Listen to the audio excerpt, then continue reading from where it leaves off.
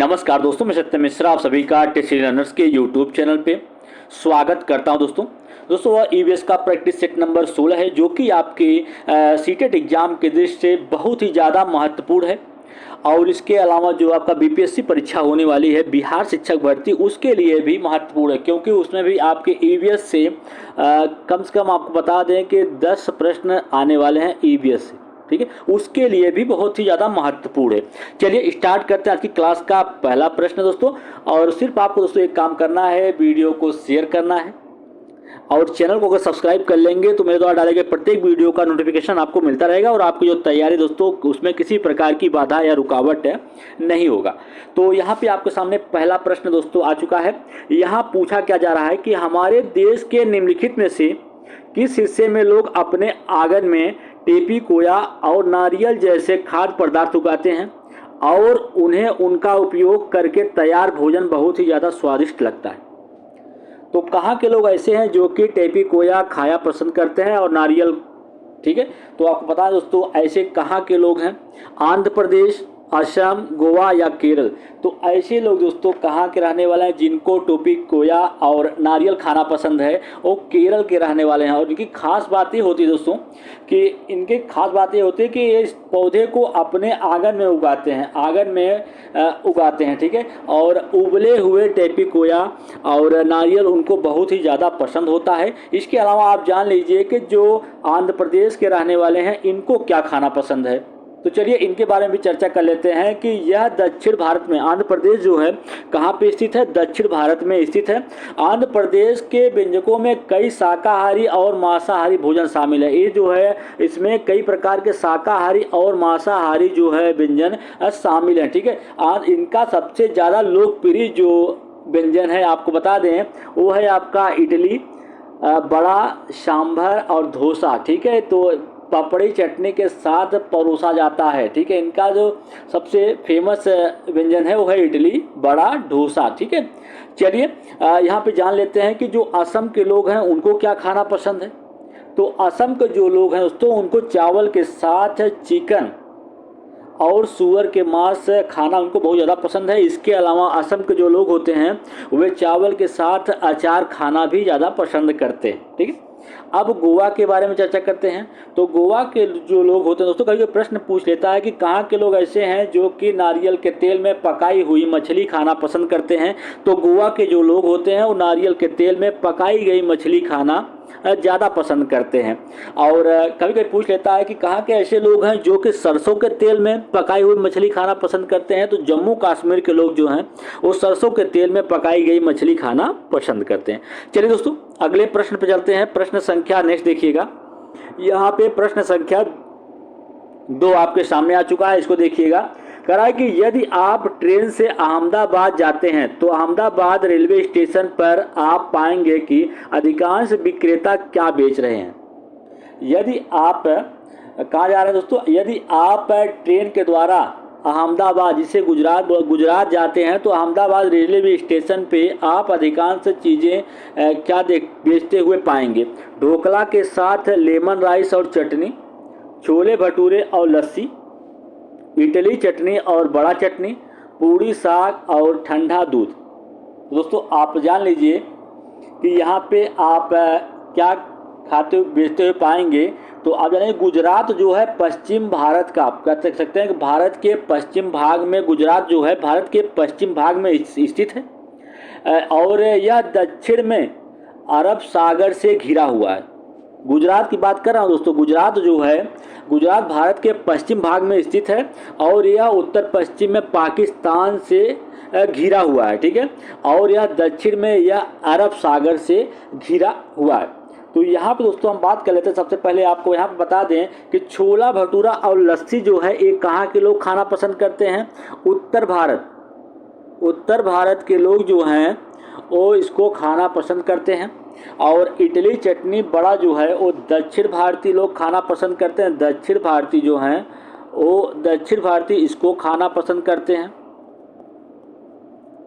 और पूरी साग और ठंडा दूध जो है उसे गुजराती लोग, गुजरात वाले या कह सकते हैं कि गुजरात वाले खाना इसको पसंद करते हैं, गुजरात वाले। ठीक है, किसको? पूरी साग और ठंडा दूध को। और ढोकला के साथ लेमन राइस और चटनी कहाँ के लोग? इसको गुजरात के लोग खाना पसंद करते हैं, इसको भी। और दोस्तों आपको बता दें कि इस प्रकार से यहाँ पे दोस्तों आपको जान के पता चल जाएगा कि चटनी और लेमन राइस के साथ ढोकला गुजरात राज्य का एक प्रसिद्ध व्यंजक है, जिसको ही वहाँ पे दोस्तों सबसे ज़्यादा परोसा जाता है, या वहाँ पे अधिकांश विक्रेता जो हैं इसी चीज़ को बेचते हुए मिलेंगे, ढोकला के साथ लेमन राइस और चटनी। तो इस प्रश्न का राइट जवाब क्या हो जाएगा? ऑप्शन नंबर फर्स्ट इसका राइट जवाब होगा। चलिए अगले प्रश्न पे चलते हैं दोस्तों। प्रश्न संख्या नेक्स्ट देखिएगा। यहाँ पे प्रश्न नेक्स्ट है, कराए कि विटामिन ऐसे पदार्थ हैं जिन्हें हमारे शरीर को समान रूप से विकसित करने की आवश्यकता होती है। हमारे शरीर में सूर्य के प्रकाश की मदद से तैयार किया गया विटामिन कौन सा है? Vitamin D, vitamin A, vitamin के या विटामिन ई?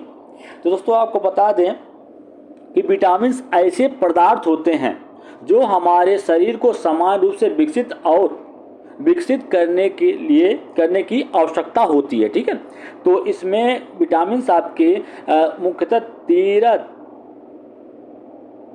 विटामिन होते हैं दोस्तों, मुख्यतः 13 होते हैं। ठीक है, तो इसमें से आप जान लीजिए मोटे मोटे तौर पे कि हमारे शरीर में सूर्य के प्रकाश से मदद किया गया विटामिन कौन सा होता है? विटामिन डी जो होता है वो सूर्य की प्रकाश की मदद से तैयार होता है। ठीक है, और विटामिन ए, देखिए दोस्तों यहाँ पे हम चर्चा करते हैं इस प्रश्न का राइट जवाब क्या हो जाएगा? ऑप्शन नंबर फर्स्ट हो जाएगा। उसके अलावा जो विटामिन ए है, विटामिन ए की कमी से रतौंधी रोग होता है। विटामिन ए की अगर किसी को कमी हो जाती है तो उसकी कमी से रतौंधी रोग होता है।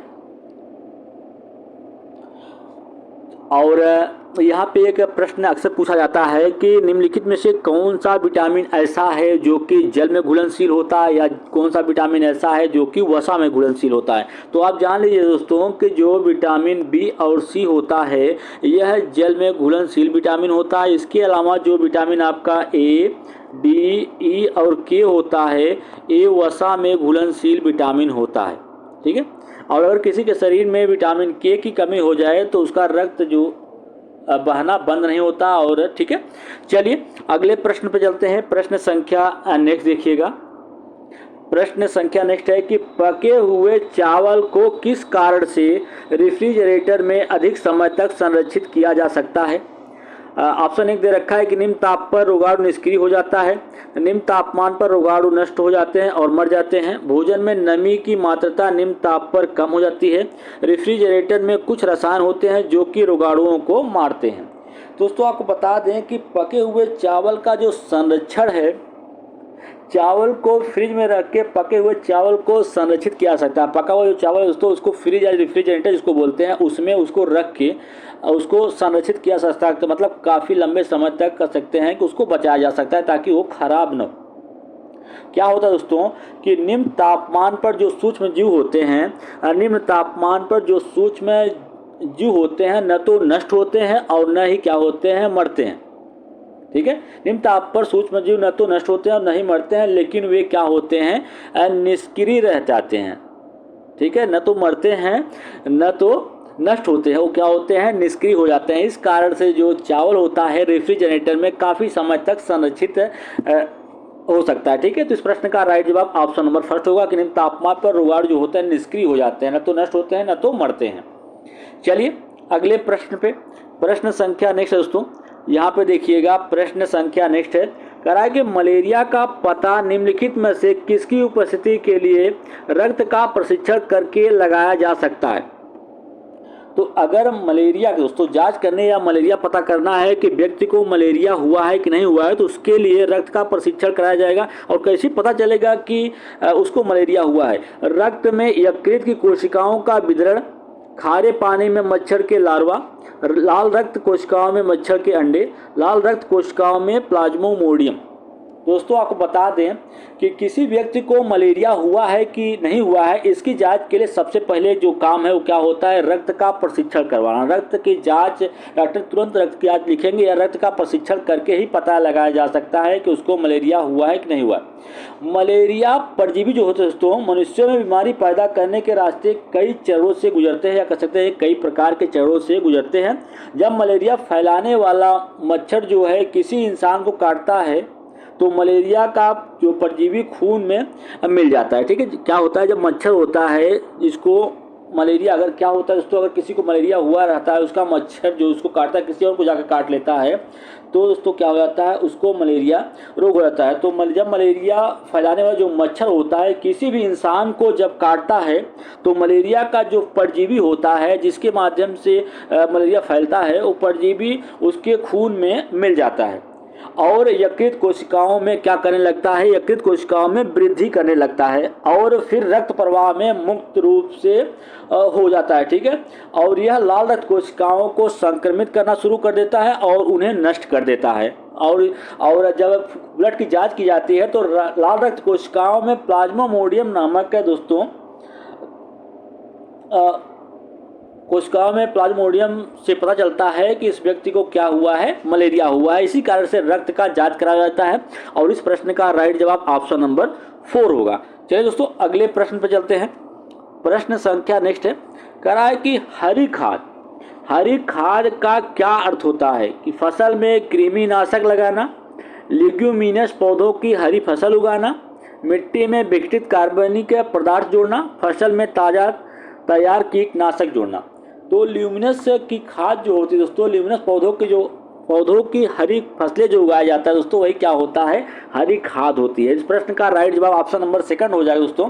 और आप जान लीजिए कि हरी खाद कौन सी होती हैं, जैसे ढैंचा होता है दोस्तों, मूंग होता है, काफिया होता है या चावल की फलियां होती हैं, सोयाबीन होता है, मसूर होता है, मटर होती है, ये सभी क्या होती हैं, हरी खाद होती हैं। हरी खाद वाली फसलें यही सब होती हैं। ठीक है, और हरी खाद की फसल के लिए दोस्तों क्या होता है, आप जान लीजिए कि हरी खाद की जो फसल होती है इसको उगाने का मेन कारण या क्यों उगाया जाता है, तो एक फसल के लिए नाइट्रोजन एंड और जो अन्य पोषक तत्वों की आपूर्ति होती है दोस्तों। अगर किसी भी मिट्टी में दोस्तों क्या है कि नाइट्रोजन और अन्य पोषक तत्वों की कमी है तो उसको पूर्ण करने के लिए इस हरी खाद को उगाया जाता है। ठीक है, और इसके अलावा मिट्टी में घुलनशील पोषक तत्वों की लीचिंग को रोकता है और इसके अलावा मिट्टी के संरचना को नुकसान से बचाने के लिए जमीनी आवरण प्रदान करता है। विभिन्न प्रकार दोस्तों कह सकते हैं कि विभिन्न प्रकार से हरी खाद जो है वो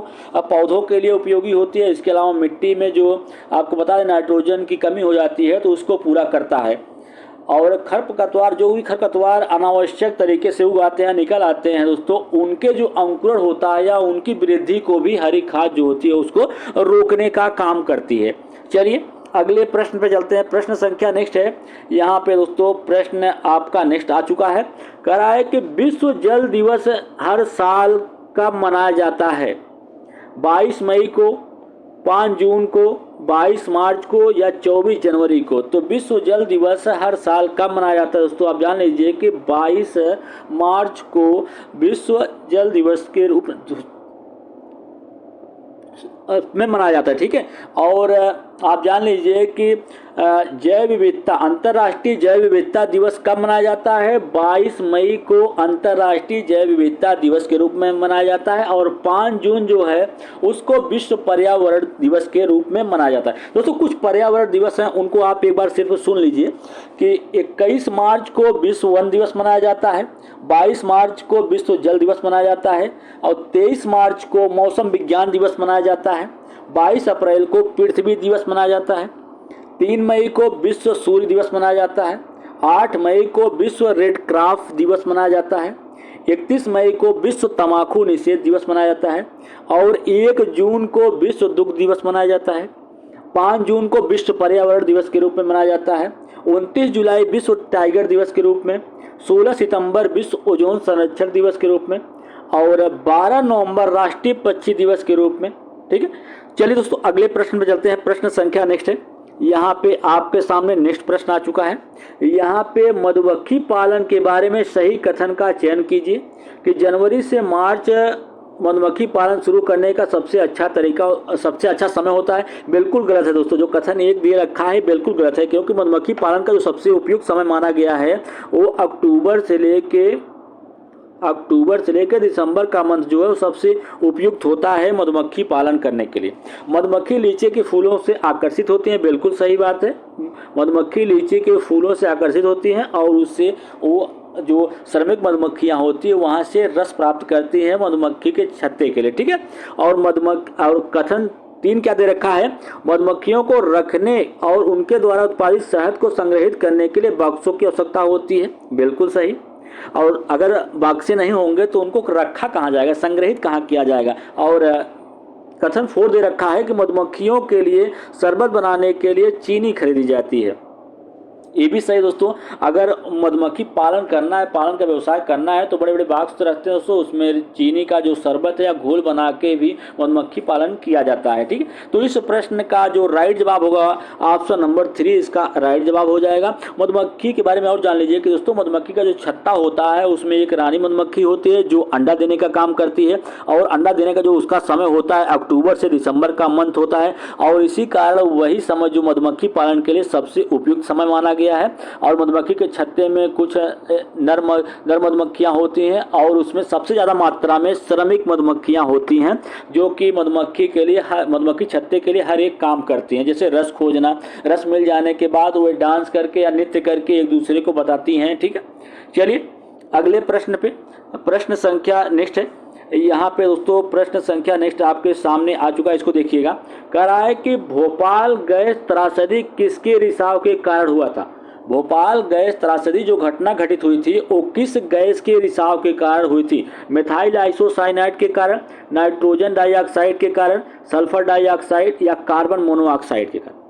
तो भोपाल गैस त्रासदी दोस्तों घटना जो हुई थी ये कब घटित हुई थी इसको आप जान लीजिए। ये घटना घटित हुई थी 1984 में घटित हुई थी, और दिन क्या था, 3 दिसंबर के दिन ये घटना घटित हुई थी, और 1984 दोस्तों सन था।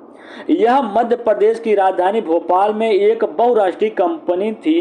कंपनी यूनियन कार्बाइड के कीटनाशक संयंत्र से मेथाइल आइसोसाइनाइड दोस्तों जो था इसके रिसाव के कारण घटना घटित हुई थी। इस प्रश्न का राइट जवाब ऑप्शन नंबर फर्स्ट है। दोस्तों कभी कभी आपसे पूछ लिया अगर मिथाइल आइसोसाइनाइड जो होता है उसका फार्मूला क्या होता है, रासायनिक सूत्र क्या होता है, तो CH3NCO होता है, ठीक है। और इसमें आपको बता दें कि इसमें रिसाव के कारण, जब इस पे रिसाव हुआ था तो इस कारण से काफ़ी मात्रा में कह सकते हैं कि वहाँ पे लोगों की मृत्यु हो गई थी, क्योंकि इससे निकलने वाले जो अनुमान यूरेनियम कार्बाइड खाने से करीब 40 टन गैस और अन्य रसायनों का रिसाव हुआ था। बहुत ज़्यादा मात्रा में यहाँ से गैस का रिसाव हुआ था, जिसके कारण से कई श्रमिक या वहाँ पर कार्य करने वाले लोगों की मृत्यु हो गई थी। चलिए दोस्तों अगले प्रश्न पे चलते हैं। प्रश्न संख्या नेक्स्ट है और उसको देखिएगा। प्रश्न नेक्स्ट है, करा है कि NEP के मुताबिक पर्यावरण विज्ञान की शिक्षा के अभिन्न अंग के रूप में शामिल करने का मुख्य कारण क्या है। दोस्तों नेशनल एजुकेशन पॉलिसी दोस्तों इसका एक फार्मूला जो बताया गया है कि इसका फार्मूला क्या है, या कह सकते हैं कि वर्तमान प्रणाली जो है नेशनल एजुकेशन पॉलिसी जो है दोस्तों, आपको बता दें कि नई शिक्षा नीति 2020, इससे पहले 2 नई शिक्षा नीतियाँ आ चुकी हैं दोस्तों आज़ादी के बाद से। एक 1968 में आया था और दूसरा 1986 में। अब नई दोस्तों कह सकते हैं कि नई राष्ट्रीय शिक्षा नीति 2020 को भी मंजूरी दे दी गई है, और इसके अनुसार जो तरीका दोस्तों इसका एक फार्मूला है कि 5+3+3+4। ये ज़रूर आप याद रखिएगा, क्योंकि पूछ लेता है कि किस प्रकार से दोस्तों आप इसमें जो फार्मूला यूज़ किया जा रहा है किस प्रकार से, 5+3+3+4। और इसमें दोस्तों इस प्रश्न का जो राइट जवाब होगा आप जान लीजिए कि इसमें क्या पूछ रहा है कि छात्रों को अपने पर्यावरण के बारे में जागरूक करना, छात्रों को पर्यावरणीय मुद्दों के बारे में जानकारी देना, भविष्य के पर्यावरणीय खतरों के लिए छात्रों को तैयार करना, छात्रों को पर्यावरण की सुरक्षा और संरक्षण का मूल्य बताना। दोस्तों नेशनल एजुकेशन पॉलिसी के अनुसार यहाँ पे जो पर्यावरण के बारे में अभिन्न अंग है वो ये बताया जा रहा है कि छात्रों को पर्यावरण को पर्यावरण की सुरक्षा और संरक्षण के मूल्य के बारे में उनको जानकारी देना या अवगत कराना, ताकि जो पर्यावरण प्रदूषित हो रहा है या पर्यावरण में दोस्तों विभिन्न प्रकार के प्रदूषण हो रहे हैं उससे थोड़ा बचा जा सके या सुरक्षित हो सके। चलिए दोस्तों, प्रश्न नंबर नेक्स्ट है, और सभी प्रश्न दोस्तों आपकी परीक्षा के दृष्टि से महत्वपूर्ण है। कांस्य की मिश्र धातु है, कांस्य जो है किसका मिश्र धातु है? तांबा और टीन का, तांबा और चांदी का, तांबा और जिंक का, तांबा और लेड का। तो कांस्य जो है किसका मिश्र धातु? दोस्तों छोटा प्रश्न देख के आप बिल्कुल मत सोचिएगा कि प्रश्न आपके सीटेट परीक्षा में नहीं आ सकता। सीटेट परीक्षा में दोस्तों पूछा जा सकता है, बिल्कुल उम्मीद है कि कांस्य जो होता है किसका मिश्र धातु होता है? तांबा और टीन का मिश्र धातु होता है। चलिए अगले प्रश्न पे, और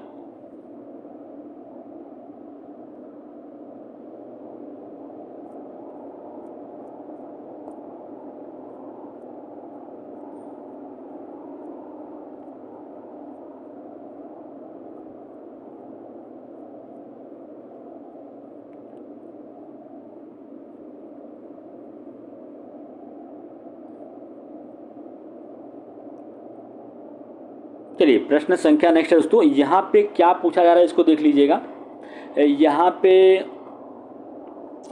पूछा जा रहा है कि घर्षण के बारे में चर्चा करते हुए एक शिक्षक ने अवधारणा को समझाने के लिए कई उदाहरण दिए हैं। शिक्षक द्वारा उद्धृत कुछ उदाहरण जहां घर्षण हमारे दैनिक जीवन में उपयोगी है नीचे दिए गए हैं। तो इसमें से आपको बताएं दोस्तों कौन सा घर्षण के बारे में सही है, और उसी को आपको यहाँ पे पता करना, ठीक है।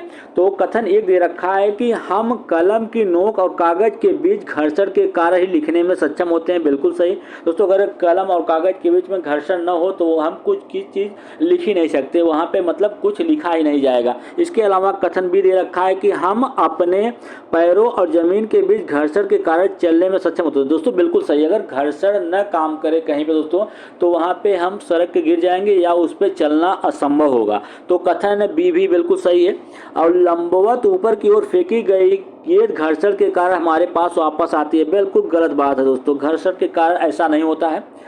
और कथन डी दे रखा है कि हम गतिमान वाहन को घर्षण के कारण ही ब्रेक लगाकर रोक सकते हैं। बिल्कुल सही। तो इसका प्रश्न जो राइट जवाब है कि घर्षण का उपयोग कहाँ पे हुआ है, तो जो आपका कथन ए, बी और डी है वो बिल्कुल सही है। तो इस प्रश्न का राइट जवाब ऑप्शन नंबर 3 हो जाएगा। चलिए अगले प्रश्न में चलते हैं। प्रश्न संख्या नेक्स्ट है। यहाँ पे पूछा जा रहा है कि एक किसान अनाज को भूसे से अलग करना चाहता है, यह किस प्रक्रिया द्वारा किया जा सकता है? एक किसान है जो कि दानों को भूसों से अलग करना चाहता है, तो वहाँ पे किस प्रक्रिया के द्वारा ऐसा करेगा? तो दोस्तों यहाँ पे एक थ्रेशरिंग दिया गया है, छानने से, कटाई से या हाथ से चुनना। तो दोस्तों आप जान लीजिए कि अगर किसी किसान को अनाज को भूसों से अलग करना है तो उसके लिए वो प्रक्रिया क्या अपनाएगा? थ्रेशरिंग अपनाएगा। तो इस प्रश्न का राइट जवाब ऑप्शन नंबर फर्स्ट हो जाएगा। तो थ्रेशरिंग होता क्या है? थ्रेशरिंग वह प्रक्रिया होती है जिसमें गेहूं या धान के तनों को दाने से या अनाज को ढकने वाले भूसे से अलग करने के लिए उनको पीटा जाता है, और या तो थ्रेशर नामक एक मोटर मशीन होती है उसका उपयोग करके थ्रेशरिंग किया जाता है, ठीक है। और कटाई छानने से दोस्तों यहाँ पे कटाई से मतलब क्या होता है कि फसल की कटाई खेतों से पकी फसल को इकट्ठा करने की एक प्रक्रिया होती है, और कटाई प्रक्रिया पर आम तौर पर एक प्रकार से हाशिया यूज किया जाता है या कटाई मशीन का प्रयोग किया जाता है। विभिन्न प्रकार के तरीकों से हम कटाई कर सकते हैं, ठीक है। और हाथ से चुनना क्या होता है? हाथ से चुनने की विधि का उपयोग गेहूं, चावल, दालों से पत्थरों के छोटे छोटे जो टुकड़े होते हैं, जैसे अवांछनीय पदार्थ होते हैं, उनको अलग करने के लिए इसका उपयोग करते हैं। चलिए अगले प्रश्न पे, प्रश्न संख्या नेक्स्ट है उसको देखिएगा। प्रश्न नेक्स्ट दोस्तों कह रहा है कि एक नींबू साधारण पानी में डूब जाता है लेकिन खारे पानी में तैरता रहता है, ऐसा क्यों है? यहाँ पे आपको बताया जा रहा है दोस्तों, प्रश्न है कि एक नींबू जो है साधारण पानी में, सामान्य पानी में डूब जाता है लेकिन खारे पानी में तैरता रहता है। ऑप्शन ये दे रखा है कि खारे पानी का घनत्व तो सामान्य पानी के घनत्व से अधिक होता है, नमक के पानी में नींबू का घनत्व तो बढ़ जाता है, सामान्य जल का घनत्व तो खारे जल से अधिक होता है, खारे पानी में नींबू का घनत्व तो कम हो जाता है। दोस्तों इस प्रश्न का जो राइट जवाब होगा, आपको बता दें कि वस्तु का घनत्व अगर द्रव के घनत्व से अधिक होगा, जैसे कोई वस्तु है, जान लीजिए कि यदि वस्तु का घनत्व जो है द्रव के घनत्व से अधिक होगा तो वस्तु जो है वो डूब जाएगी, ठीक है। और दूसरा ये है कि यदि वस्तु का घनत्व द्रव के घनत्व से कम है तो वस्तु उस पर क्या करेगी, तैरती रहेगी। तो यहाँ पे आप जान लीजिए कि खारे पानी का जो घनत्व है सामान्य पानी से अधिक है, इस कारण से नींबू जो है वो क्या करता है, सामान्य पानी में डूब जाता है लेकिन खारे पानी में तैरता रहता है। चलिए अगले प्रश्न पे दोस्तों, प्रश्न संख्या नेक्स्ट है। यहाँ पे पूछा जा रहा है कि दुर्गा एक गांव में रहती है और ईंधन के रूप में लकड़ी या गोईठे का उपयोग करके चूल्हे पर खाना बनाती है। वह पिछले 3 महीनों से गंभीर खांसी से पीड़ित है, तो इसका कारण क्या हो सकता है। ऑप्शन 1 है कि जलने वाले ईंधन से उत्पन्न कार्बन मोनोऑक्साइड उसके श्वसन तंत्र में जमा हो सकती है। ईंधन जलने से उत्पन्न कालिख उसके श्वसन तंत्र में जमा हो सकती है। ईंधन के जलने से पैदा होने वाला धुआं उसकी एलर्जी का कारण हो सकता है। ऑप्शन 4 है कि वृद्धावस्था और उसकी झोपड़ी के अंदर और बाहर का प्रदूषण। दोस्तों आपको बता दें कि खाना पकाने के लिए दुर्गा एक गांव में रहती है और ईंधन के रूप में लकड़ी या गोईठे का उपयोग करके चूल्हे पे खाना बनाती है। तो धुएं से विभिन्न प्रकार की बीमारियां हो सकती हैं दोस्तों। जो धुआं निकलता है उसके खाना बनाने से, मिट्टी के ईंधन से, और उससे क्या हो सकता है कि सांस फूलना, सीने में तकलीफ होना, सिर दर्द, कई घातक बीमारियां दोस्तों हो सकती हैं। और बच्चों को भी इससे कई प्रकार से नुकसान हो सकता है।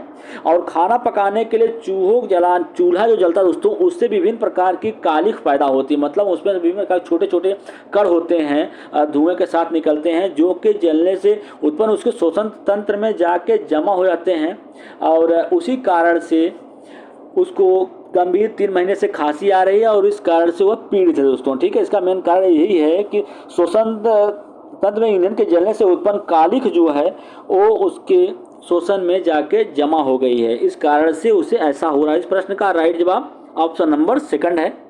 चलिए अगले प्रश्न में चलते हैं दोस्तों। प्रश्न संख्या नेक्स्ट है। यहाँ पे प्रश्न नेक्स्ट है कि उस विकल्प का चयन कीजिए जो कि अन्य से भिन्न है।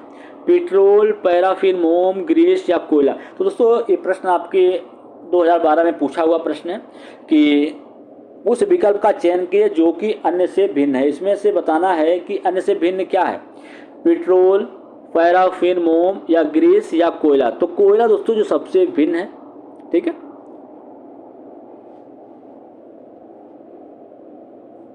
और कोयले का उपयोग आप जान लीजिए कि कोयले का उपयोग, कोयला भोजन बनाने के लिए उपयोग किए जाने वाला एक ईंधन है। पहले इसका ईंधन जो है रेलवे इंजन में इंजन चलाने के लिए या भाप उत्पन्न करने के लिए किया जाता था दोस्तों। और इसका अन्य यूज आप जान लीजिए, कोयले का उपयोग विभिन्न उद्योगों में ईंधन के रूप में किया जाता है अभी भी, ठीक है। चलिए अगले प्रश्न पे, प्रश्न संख्या नेक्स्ट है। यहाँ पे पूछा जा रहा है कि भारत में भोजन बनाने के लिए निम्नलिखित में से किस प्रकार के तेल का उपयोग सबसे कम होता है। भारत में भोजन बनाने के लिए किस प्रकार के तेल का उपयोग जो है वो सबसे कम होता है। तो ताड़ का तेल, सरसों का तेल, नारियल का तेल या मूंगफली का तेल, ठीक है दोस्तों। तो भारत में भोजन पकाने के लिए किस प्रकार के तेल का उपयोग सबसे कम होता है, तो ताड़ के तेल का उपयोग जो है वो सबसे कम होता है, ठीक है।